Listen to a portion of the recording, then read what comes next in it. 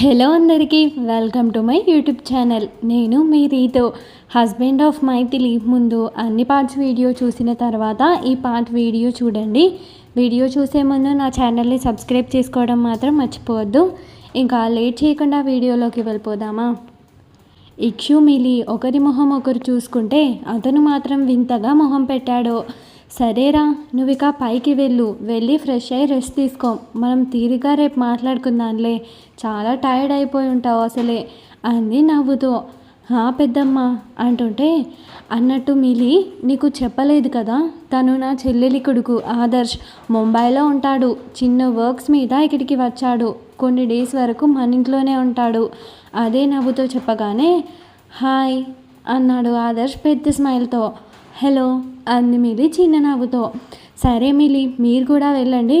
ఇక్షు, వాడిని పైకి తీసుకెళ్ళు, నాకు నిద్ర వస్తుంది, నేను వెళ్తున్నా అని చెప్పేసి వెళ్ళిపోయింది తన గదిలోకి. ఆదర్శ్ ఇంకా అదే స్మైల్తో మిలి వంక చూస్తుంటే మిలి ఇబ్బందిగా ఫేస్ పెట్టి డిన్నర్ అంది ఇక్షుని చూస్తూ. మేము ఆల్రెడీ తినేసాం అని మిలీకి బదులిచ్చి వెళ్దామా అన్నాడు ఆదర్శ్ని ఉద్దేశించి. నేను ఇంకా నమ్మలేకపోతున్నాను బ్రో, నువ్వు పెళ్ళి చేసుకున్నావా అని అడిగాడు ఆశ్చర్యంగా చూస్తూ.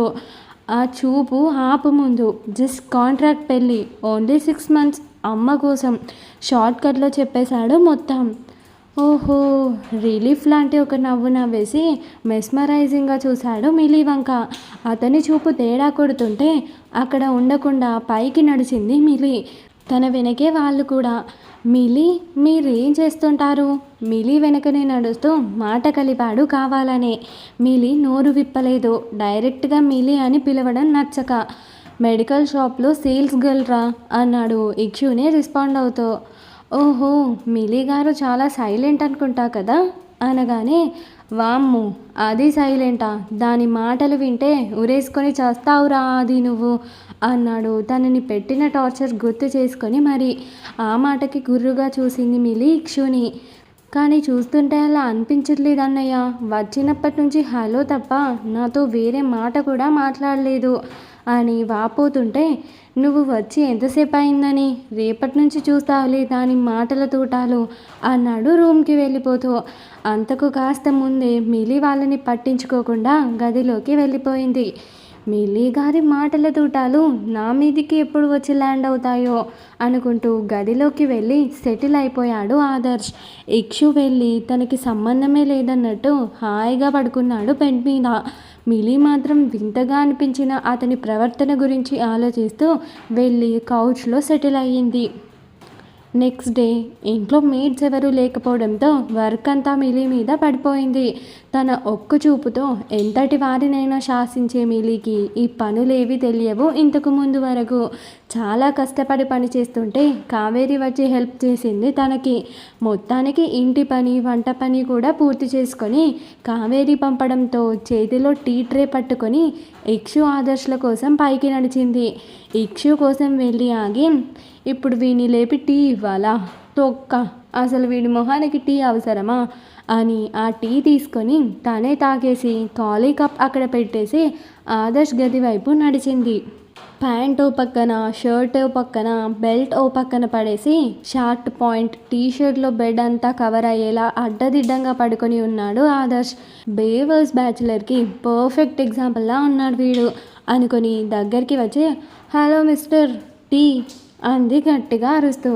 అతని చెవులకి తన అరుపు ఆనకపోవడంతో ఇసుమంతా కూడా కదలలేదు. వీడు మామూలుగా లేచేలా లేడు కదా అని చుట్టూ ఓసారి చూసి విసిరేసిన ఆ బెల్ట్ అందుకొచ్చి వెన్నులో ఓ వాత పెట్టింది. దెబ్బకి ఉలిక్కిపడి నిద్రలేచి వీపు రుద్దుకుంటూ కళ్ళు తెరిచాడు ఆదర్శ్.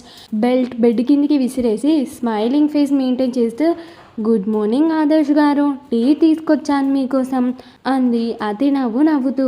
తన స్మైల్ చూసి మొత్తం మర్చిపోయి నోరు తెరిచి లేచి కూర్చుంటూ, థ్యాంక్ యూ మిలి గారు అన్నాడు దాన్ని డైరెక్ట్గా గొంతులోకి పోసుకుంటూ. తమరికి బ్రష్ చేసే అలవాటు లేదా అండి అంది మిలి వికారంగా మొహం పెట్టి. అంటే బెడ్ మీదకి తెచ్చి ఇస్తేను బెట్టి అనుకున్నానండి అన్నాడు ఇకిలిస్తూ. ఓహో, క్యారియానండి అంది విరక్తిగా అక్కడి నుంచి వెళ్ళిపోతూ. మిలి గారు, ఏంటండి తలుపు దాకా వెళ్ళిన దాన్ని ఎందుకు పిలిచాడో అర్థం కాక వెనక్కి తిరిగింది. కప్పండి అన్నాడు చేతిలోని కప్ చూపిస్తూ. వీడొకడు అని చిరాగ్గా వచ్చి కప్ అందుకొని విసవిసా నడుస్తూ వెళ్ళిపోయింది గదిలోంచి. ఆ రోజు వర్క్ ఉండటంతో ఇక్షు కూడా లేచి ఫ్రెష్ అయిపోయాడు. టీ మీద ఐడియా లేదు అతనికి. ఆదర్శ్ కూడా ఫ్రెష్ అయి కిందికి రాగానే తినేసి ఎవరి వర్క్కి వాళ్ళు బయలుదేరిపోయారు. దాంతో మిలీ పనులు చేసి పులిసిపోయే అవకాశం తప్పింది ఇక్షుకి ఆ రోజుకి.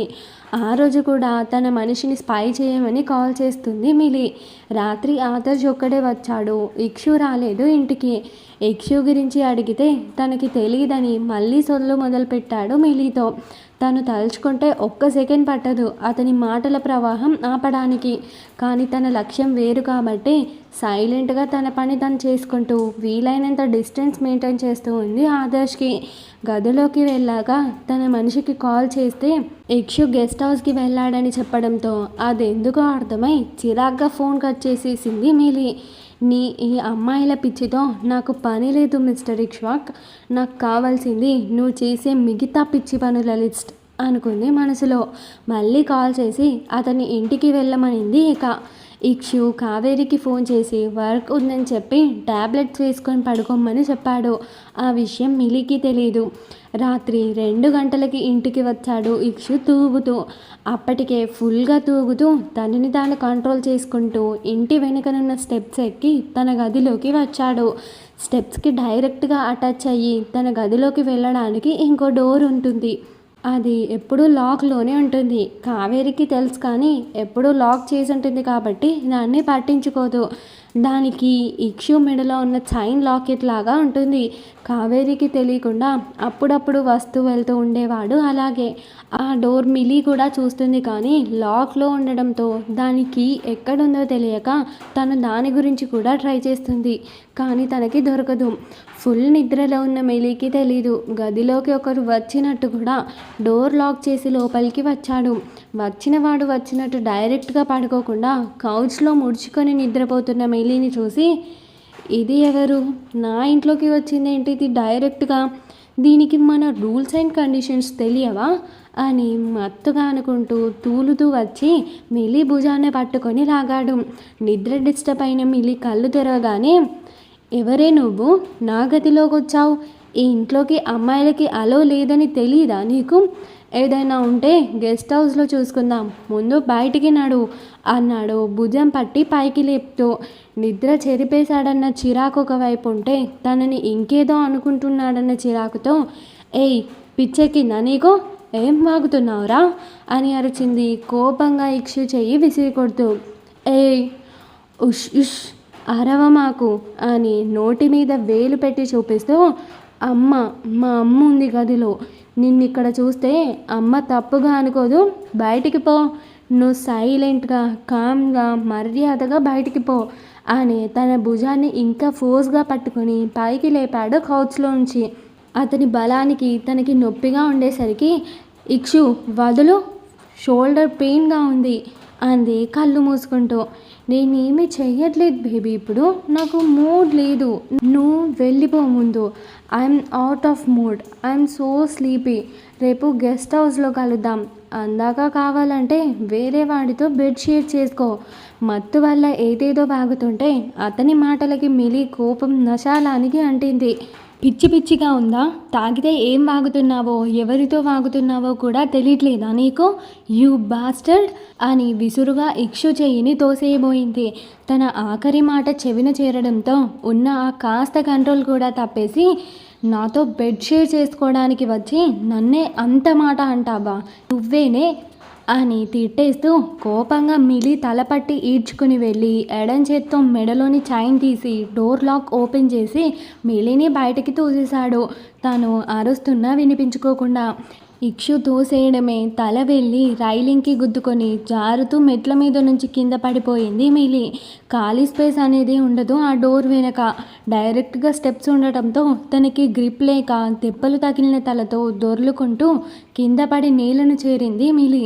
డోర్ లాక్ చేసుకొని అదే మత్తులో ఇష్టం వచ్చినట్టు తిట్టేస్తూ బెడ్ మీద చేరాడు కలియుగ శ్రీరాముడు.